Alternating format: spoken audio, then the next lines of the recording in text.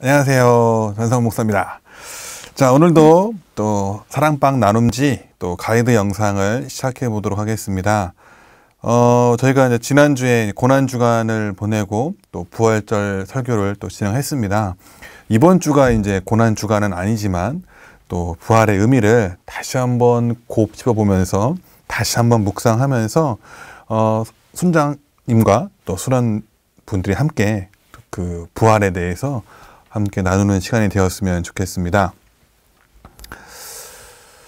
자, 4월 4일 주일 설교였습니다.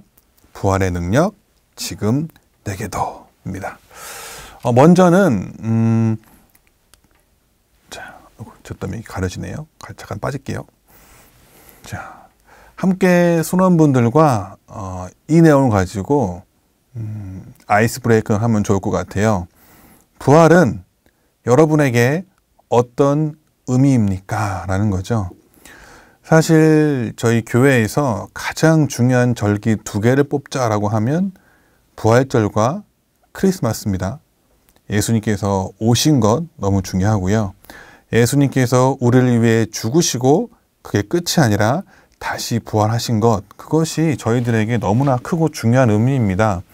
하지만 저희가 일상을 살아가면서 부활에 대해서 얼만큼 생각하고 계시는지 한번 나누시면 좋을 것 같아요. 나는 어떻게 생각하고 이 부활이 나에게 어떤 의미이고 이런 것들에 대해서 함께 나누는 것으로 시작하시면 좋을 것 같습니다. 자, 첫 번째 질문으로 넘어갈게요. 뿅, 잘 하면 되죠. 예수께서 죽은 후 제3일에 부활하셨다는 증거가 무엇입니까? 이것이 첫 번째 질문입니다. 여러분은 어떤 증거에 의해서 예수께서 부활하셨다는 것을 믿습니까? 라고 질문을 하고 있습니다. 담임 목사님께서 주일 설교에 이 5가지를 가지고 말씀하셨습니다. 또 정황 증거, 무덤이 비어 있다는 거죠. 또 목격 증거, 그 부활하신 예수님을 보았던 수많은 사람들이 있었다는 것이죠. 또 세 번째는 교회 증거, 이 부활하신 예수를 믿는 세계의 수많은 교회들이 있다는 것이죠. 또 순교 증거, 2000년 동안 이 예수님을 또 믿고 예수를 위해 이 복음을 전하다가 죽은 사람이 7천만 명이 된다는 것, 그렇죠? 5번째 성령 증거, 나도 성령의 감동으로 예수를 믿는 것, 이것입니다. 제가 좀 더 몇 가지를 좀 정리해 봤어요. 예수님의 부활의 역사적 증거 4가지. 자, 어떻게 또 사라져야겠네요. 뿅. 자, 예수님은 십자가에 죽어서 무덤에 묻혔다는 것. 이것이 처음에 중요한 겁니다. 역사적으로 봤을 때.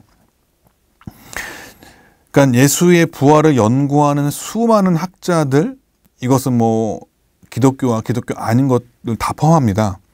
또 뭐 자유주의나 보수주의나 모두 다 포함하는 동의하는 역사적인 사실 4가지가 있는데요. 자, 가장 합리적인 설명은 하나님이 예수를 죽음에서 살리셨다. 또는 예수님은 죽음에서 부활했다는 겁니다. 첫 번째가 그거예요. 예수님은요, 십자가에 죽어서 무덤에 묻혔습니다. 예수님이 십자가의 처형 이후에 죽어서 아리마대 요셉의 개인 무덤에 묻혔다는 사실에는 의심의 여지가 없습니다. 특히 예수님의 무덤의 위치가 알려졌다는데 큰 의의가 있습니다. 자, 이 사진이 이제 지금 여기가 아리마대 요셉의 개인 무덤이었고, 왼쪽에 있는 사진이에요. 무덤이었고, 여기에 예수님이 장사되었다 해갖고, 여기에 이제 사람들이 가서 많이 봅니다. 그리고 그 오른쪽에 있는 사진은 돌무덤은 이렇게 생겼다는 거예요. 큰 돌이 있었다는 거죠. 자, 예수를 죽이기로 결정했던 또 사내들인 공회 의원 중에 한 사람이었던 아리마대 요셉의 무덤에 또 묻혔다는 사실은 당시 제자들에게는 불리한 증언이었어요. 그럼에도 불구하고 이 사복음서는 일관되게 이 사실을 밝히는 것은 그 증언이 역사적 사실을 기초로 한다는 것을 반증합니다. 두 번째는 예수님의 무덤은 빈 무덤으로 발견되었다는 거예요. 빈 무덤, 그렇죠? 부활의 강력한 증거입니다. 이를 지지하는 증거가 많이 있는데 사복음서가 모두 이 사복음서는요 각각 다른 전승을 가지고 있거든요. 그런데 이 사복음서 모두가 예수님의 무덤이 비어 있었다는 것을 증언하고요. 바울 이전에 초기 기독교인들의 신경, 고린도전서 15장 3절에서 8절이 보면 예수님의 무덤이 비어 있다는 사실을 또한 지지하고 있고요. 또 복음서는 빈 무덤의 최초 증인으로 여인들을 내세우고 있습니다. 그리고 1세기 당시 유대인들과 권력자들은 예수 무덤의 위치를 분명히 알고 있었고요. 무덤이 비어 있었음을 시인하고 있다는 거예요. 특히 중요한 것이 이제 여인들을 내세우고 있다는 건데, 당시 유대 법정은 여인들의 법적 효력이 전혀 없었습니다. 그러니까 예수의 부활의 목격자로 인정을 받으려면 제자들이나 남자들을 내세우는 것이 훨씬 유리했어요. 이걸 생각해 보면 실제로 여인들이 부활을 목격한 첫 증인들이라는 사실에 기반을 두고 있다. 그러니까 복음서 기자들은 역사적으로 있는 그대로의 사실을 기록하고 있다는 것을 보여줍니다. 그리고 아까 말씀드렸던 1세기 당시 유대인들과 그리스도인들 사이의 논쟁을 보면요. 그러니까 예수의 무덤이 비어 있었다는 것 그 자체는 사실인 거예요. 그러니까 예수의 무덤이 빈 무덤으로 발견됐다는 사실을 다들 인정하고 논쟁을 하고 있다는 것을 우리는 알 수 있습니다. 그러니까 예수님은 죽었고요. 아리마대의 개인 무덤에 장사되었고 그 무덤은 빈 무덤으로 발견되었습니다. 자, 세 번째는 아까도 나왔지만 목격 증거로 나왔지만 예수의 부활을 경험한 수많은 목격자들이 있다는 겁니다. 그러니까 개인과 이 사진에 나오는 것은 도마죠. 여러 번 부활하신 예수를 직접 본 경험을 했고요. 그 사실을 확신했다는 거예요.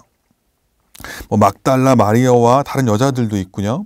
엠마오 도상의 두 제자들, 또 11제자를 포함한 여러 사람들, 또 도마를 제외한 열 사도와 다른 사람들, 또 도마와 다른 사도들, 제자들, 또 승천하기 전 감람산에서 사도들과 함께 이런 내용들이 요한복음, 마태복음 이렇게 사복음서에 막 등장을 합니다.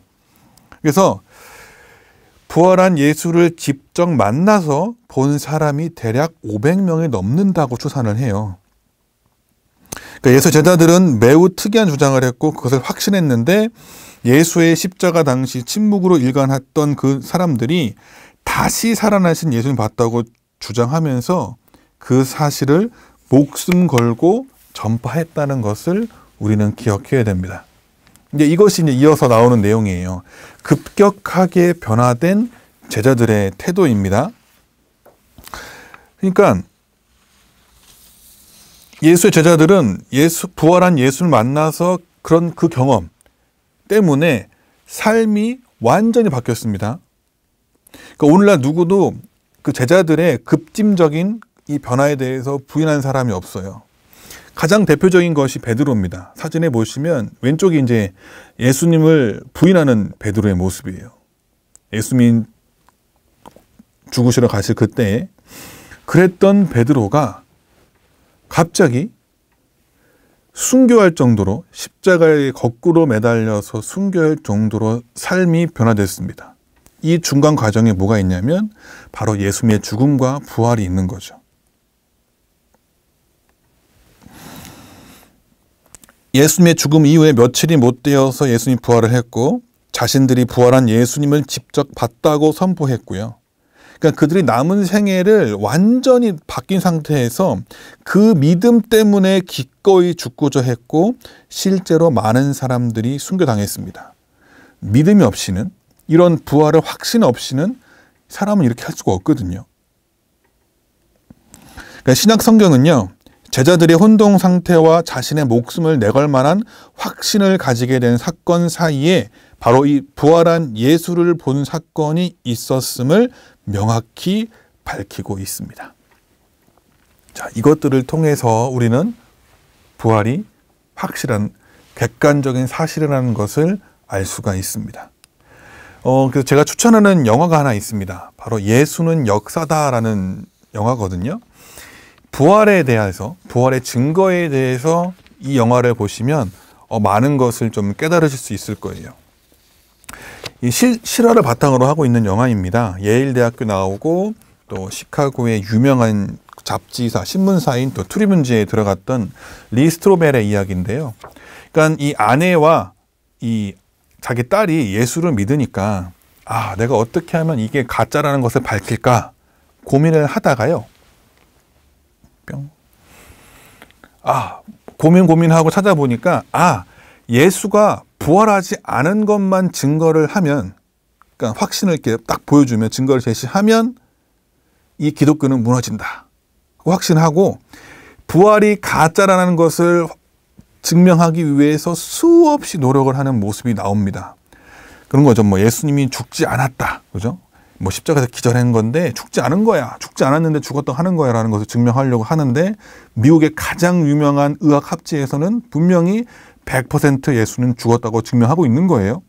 이런 몇 가지의 과정들을 다 지나오면서, 그리고 예수님의 그 사랑을 느끼면서 이 리 스트로벨이라는 사람이 완전히 바뀌게 돼서 오히려 예수를 믿고 지금 목사가 돼서 예수를 증언하는, 복음을 전파하는 사람이 되었습니다. 그 모습들을 담고 있는데, 그 과정에서 부활의 확실한 증거들에 대해서 나오고 있거든요. 꼭 한번 보시기를 또 추천드리겠습니다. 자, 두 번째 질문으로 가볼게요. 바울의 기도는 무엇을 구하고 있는가? 담임 목사님의 설교의 본문이었던 에베소서 1장 17절에서 19절 사이에 나옵니다. 그래서 이게 빈칸 채워놓는 게 있어요. 그래서 지혜와 무엇의 영 했죠. 지혜와 계시의 영을 너희에게 주사. 그리고 너희의 마음의 눈을 밝히사. 그러니까 영적인 계한이죠. 영적인 눈을 뜨게 한 다음에 그걸 통해서 무엇을 하냐면 하나님을 알게 하시고, 그러니까 하나님을 알게 하려고 지혜와 계시의 영을 주셔가지고 우리의 영적인 눈을 밝히시는 거예요. 그래서 부르심의 소망이 무엇인지 알게 하고요. 기업의 영광의 풍성함이 무엇인지 알게 하십니다. 그리고 우리에게 베푸신 그 능력의 지극히 크심을 알도록 바울이 기도하고 있어요. 자, 이어서 그렇다면 이 믿는 우리에게 베푸신 이 하나님의 능력이 얼마나 큰지 어떻게 표현이 되고 있냐면요. 19절에 부활의 능력이 얼마나 큰지 힘을 묘사하는 단어를 4개나 동원했습니다. 그러니까 이 능력의 사이즈가 지극히 크다는 것을 계속 강조하는 거예요. 힘, 위력, 역사, 능력이라는 단어가 사용하게 되는데, 그러니까 최상급의 최상급을 쓰는 거예요. 그래서 강조됩니다. 그러니까 exceeding greatness라고 해서 지극히 큼, 그러니까 더 이상 강조할 수 없도록 최고로 강조하고 있는 거예요. 그것이 바로 하나님의 능력이라는 거죠. 그러니까 이 하나님의 능력은 누구도 어떤 것도 저항할 수 없는 능력입니다. 어떤 우상도 악령도 되들지 못하는 능력, 저항할 수 없는 능력, 모든 것을 이기는 능력.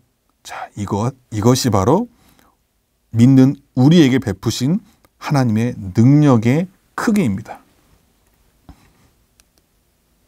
자, 4번째로 넘어갈게요. 하나님의 지극히 큰 능력이 그리스도에게 어떻게 작동했습니까? 그리고 그 능력이 그리스도와 신비적으로 연합한 우리에게는 어떻게 작동했습니까? 해가지고 1, 2, 3, 4 4개가 나와 있어요.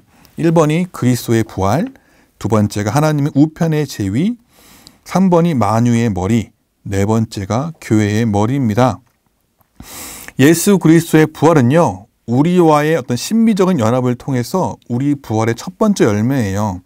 예수 그리스도는 제2 아담으로서 우리 신자들의 대표입니다.